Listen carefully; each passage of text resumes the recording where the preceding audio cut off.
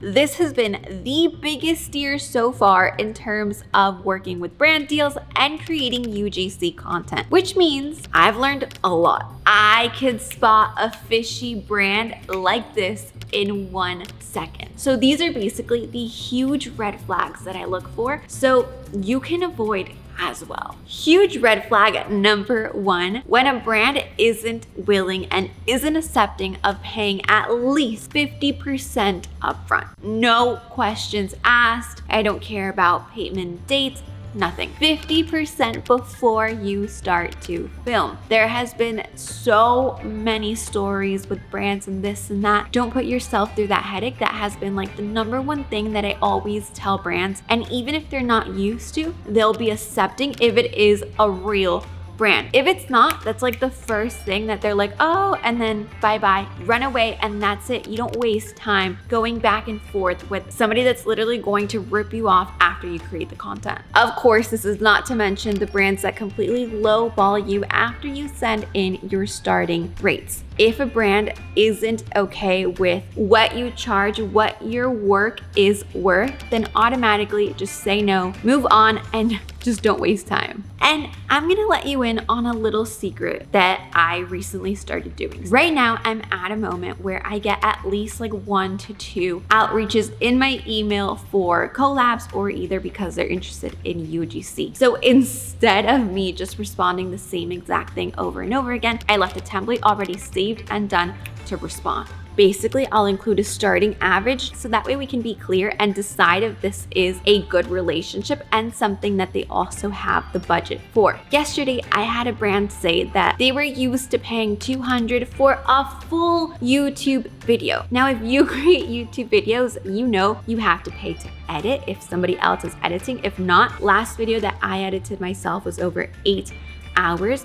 You film and you're also giving that brand your reach to your audience. I think that one of the most important things that us as creators sometimes forget is that these brands are selling to the audience that has taken us tears and time and sweat to build up. So it's an automatic no, and you move on. Now, number 2, if there's no contract, there's no video, and that's it, end of story. This applies for brand deals as well as UGC content. What a brand is getting is a piece of content that if you're not specific on where they can use it, how they can use it, it can end up somewhere that maybe you're not okay with. Maybe it's not something you would have agreed on. So it's best to say it out from the beginning, say what you agree with, what you don't, and that way both people are understanding of what can and can't happen. Oh, number 3 is a good one, and this is one that you have to just listen up to, and if you feel it on the inside, then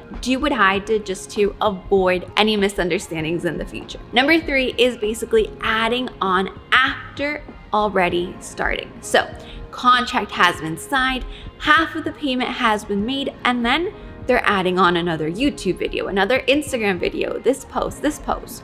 Cool, that's great because they're liking your content. But if you feel something fishy, then listen to your intuition. If for some reason you're getting that feeling, this is what I did. I sent over the final videos, all the other additions that they had added, and I put a watermark that said final video. I said once you complete the last payment, I'll send over that video without the watermark if everything is also approved, so that way if they have any changes, any editing revisions that they want to add, well, I could also change it beforehand. Oh, this is a big one. Coming in at red flag number 4. If they're using language that you don't understand, don't say yes. Obviously, this industry, it's growing, it's expanding, it's new to a lot of people and new to a lot of brands, and of course, new to all of us creators. So if they're talking jabber that you just don't understand, don't agree to it. We have UGC. If you don't know what UGC is, there is a whole playlist, 7 to 8 episodes that I talk about what it is, how you can get started with it, how you can monetize, where to find the brands, all that good stuff. But